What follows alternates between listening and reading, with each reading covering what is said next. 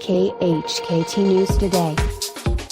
After North Korean Foreign Minister Ri Yong-ho declared that North Korea would shoot down any and all U.S. bombers on sight, millions of Americans have nervously awaited a response from our Secretary of Defense, James "Mad Dog" Mattis.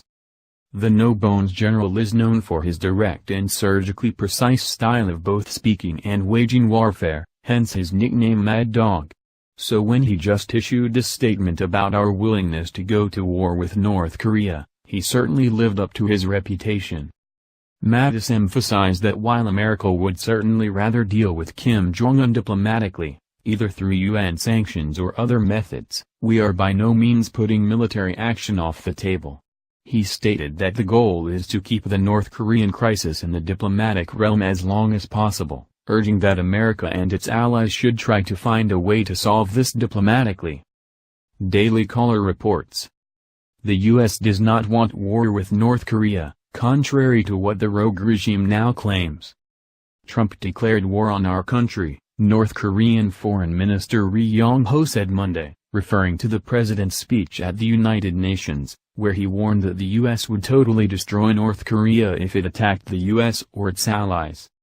The White House called North Korea's assessment absurd, explaining that the Trump administration has not declared war on the rogue regime.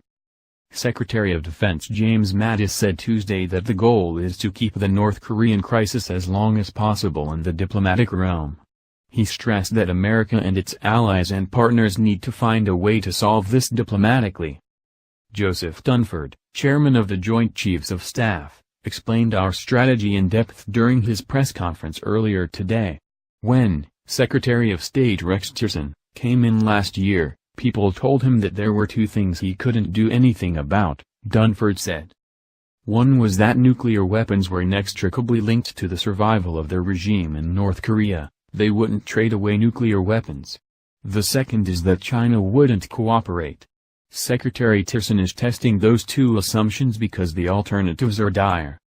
He added that America has been pressuring North Korea to denuclearize, and that we've been working very closely with the Chinese.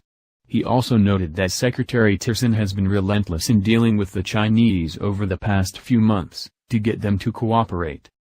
On the positive side, there have been 4 UN resolutions passed this year, and I think the Chinese cooperation, to include the Russian cooperation, in passing those sanctions is unprecedented, Dunford said.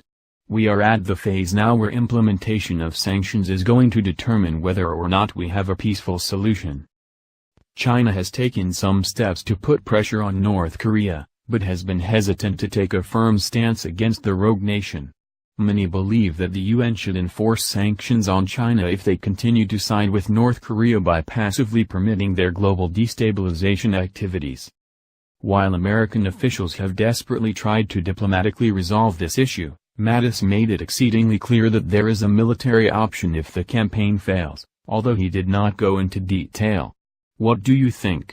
Please let us know your thoughts in the comments section below.